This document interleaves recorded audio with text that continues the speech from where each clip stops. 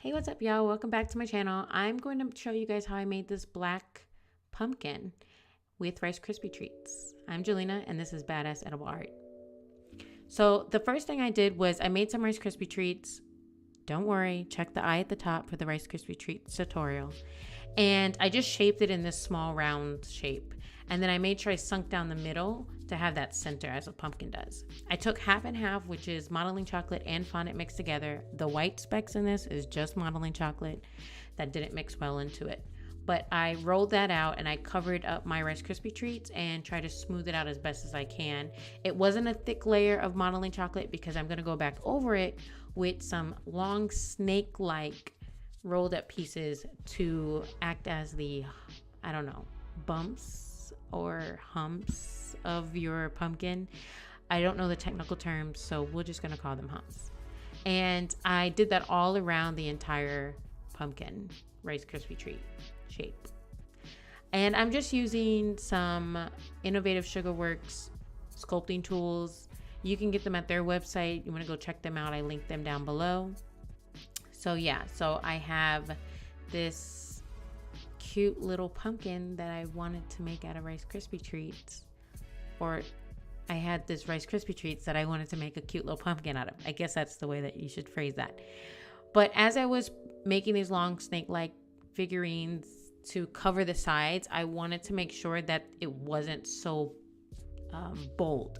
So I wanted to kind of flatten them down because they were kind of getting a little too like bubbly. I guess that's the word. I don't know. How do you describe like, hey, I'm making a pumpkin? That's basically what I'm doing.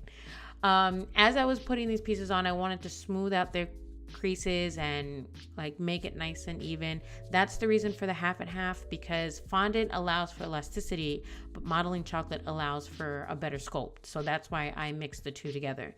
So yeah, it was really simple to make. After I've done the entire sides of all of it and smooth out all the bumps and humps of it, then I started to do the top part of it. And the top part, I just used some floral wire and stuck that down the center, and then took some half and half and covered that up. When I covered it up, I pinched the sides to make it more of a square shape and less rounded. And I wanted to pinch the sides really super thin. I was looking at a picture of an actual pumpkin, so make sure you reference that when you make your pumpkin. Of course, I wanted to curve the little stump part also to make it look a little more realistic. Afterwards, because I didn't want this like purple shine in my fondant and I wanted to look a little more matte black, I took some matte black petal dust.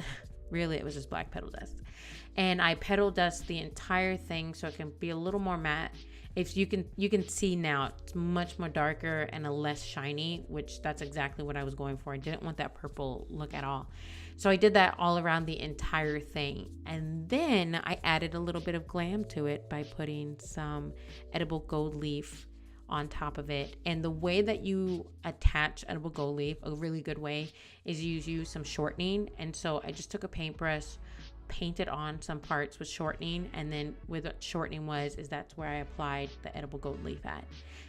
This is going to make for a perfect topper for the cake that I have to make for tomorrow, and it's going to be so cute. Anywhoozles, I appreciate you watching. Make sure you check me out on Patreon if you're interested in more elite tutorials, a little more elaborate tutorials, and not just me telling you how to make a simple topper. I don't know. You know what I'm saying. You know what I'm saying. Anyways, I'll check you guys out later. Make sure you follow me on Instagram. Yes_ma'am_sweets. And yeah, make sure you hit that subscribe and like button. Talk to you guys later.